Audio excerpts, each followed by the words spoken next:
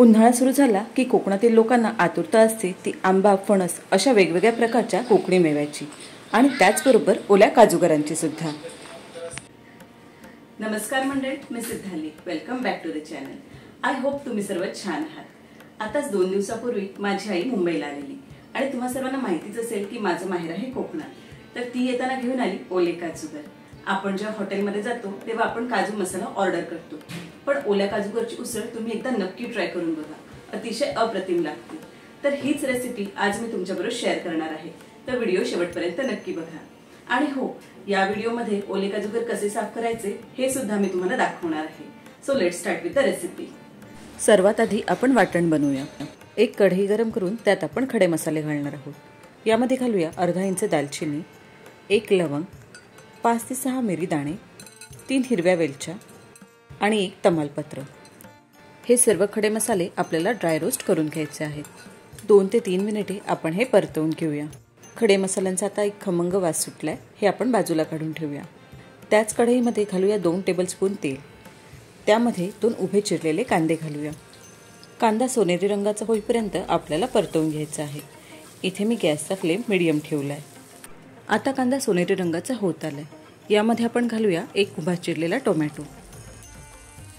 Tomato मऊ पडेपर्यंत आपल्याला हे परतवून घ्यायचं आहे। तोपर्यंत जर कांदा जास्त शिजत असेल तर बाजूला काढून ठेवा। आता टोमॅटो मऊ पडलाय। यामध्ये आपण घालूया काजूगर। काजू हा सुक्या मेव्यातील सर्वात महत्त्वाचा पदार्थ आहे। अशा या काजूगरांची चव नेहमीच जिभेवर रेंगाळत राहते। वाटपामध्ये काजूगर घातल्यामुळे खूप छान चव येते।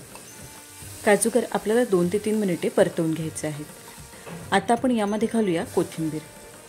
कोथिंबीर सुद्धा आपण 2 मिनिटे परतवून घेऊया। वाटल्यास थोडं तेल तुम्ही यामध्ये घालू शकता।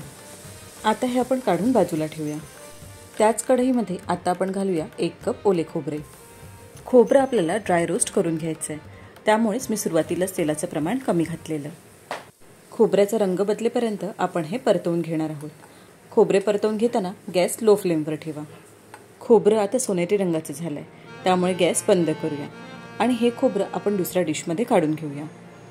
आता हे सर्व आपण थोडा वेळ थंड व्हायला देऊया। थंड झाल्यावर एका मिक्सर जारमध्ये घेऊन त्यात थोडं पाणी घालून बारीक वाटून घेऊया। आपलं वाटण तयार झालं आहे। सध्या आपण हे बाजूला ठेवूया। कोकण म्हणजे स्वर्ग आणि त्याच कोकणातील रानमेवा खायला मिळणे म्हणजे भाग्यच। आता आपण बघूया ओले काजूगर कसे साफ करायचे। एका टोपामध्ये पाणी घेऊया। पाणी उकळल्यावर त्यामध्ये ओले काजूगर घालूया। इथे मी जवळजवळ 1 कप ओले काजूगर घेतले आहेत। आता हे आपल्याला जवळजवळ अर्धा तास पाण्यात भिजत ठेवायचे आहेत। ओल्या काजूगरांवर जर चीक राहिला असेल तर गरम पाण्यात घातल्यामुळे तो निघून जातो।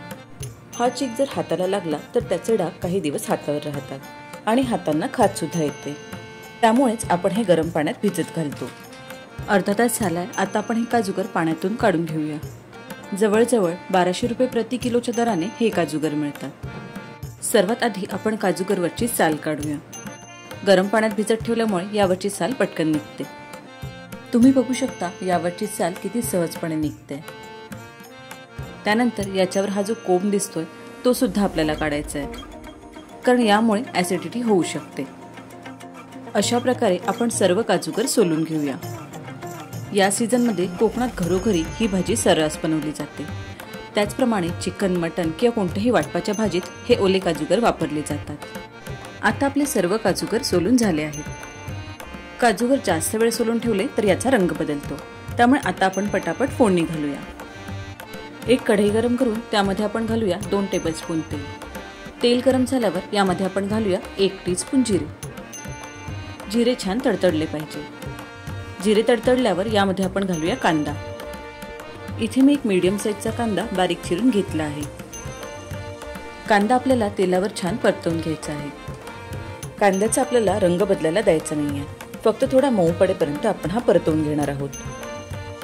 कांदा मऊ पडलाय। आता आपण यामध्ये घालूया अर्धा इंच किसलेलं आलं आणि 5 ते 6 बारीक चिरलेल्या लसूण पाकळ्या। तुमच्याकडे जर आलं लसूण पेस्ट रेडी असेल तर ती तुम्ही 1 टीस्पून यामध्ये घालू शकता।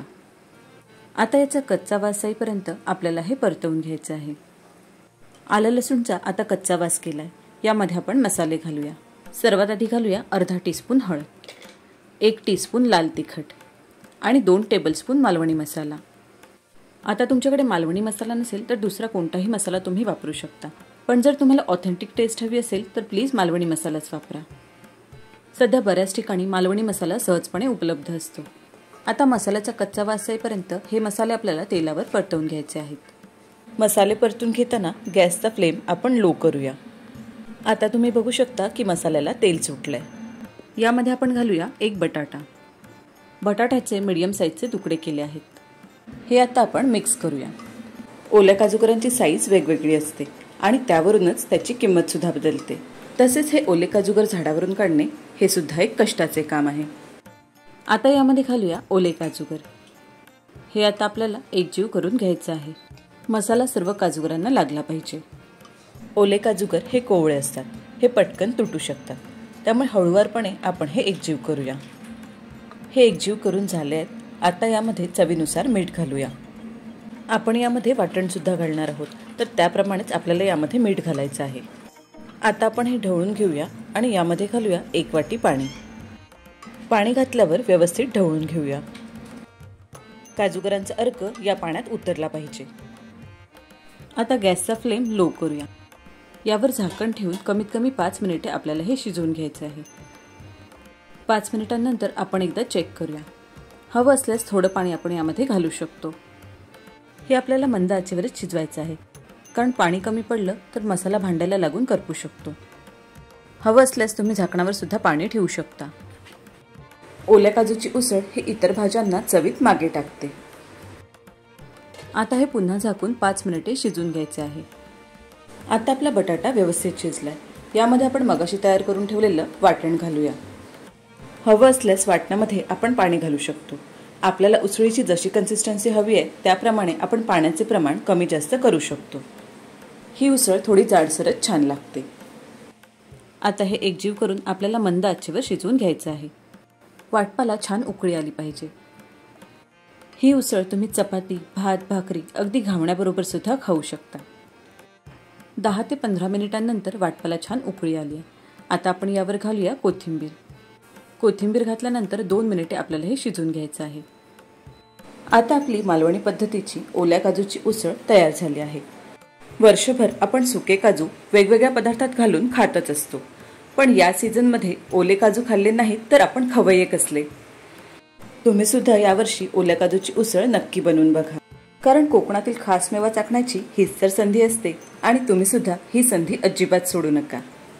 तर ओल्या काजूगरची उसळ तुम्हाला कशी वाटली हे कमेंटमध्ये सांगा। व्हिडिओ आवडला असेल तर व्हिडिओ लाईक करा, शेअर करा आणि चॅनलला जर तुम्ही अजून सबस्क्राईब केलं नसेल तर प्लीज सबस्क्राईब सुद्धा करा। थँक्यू।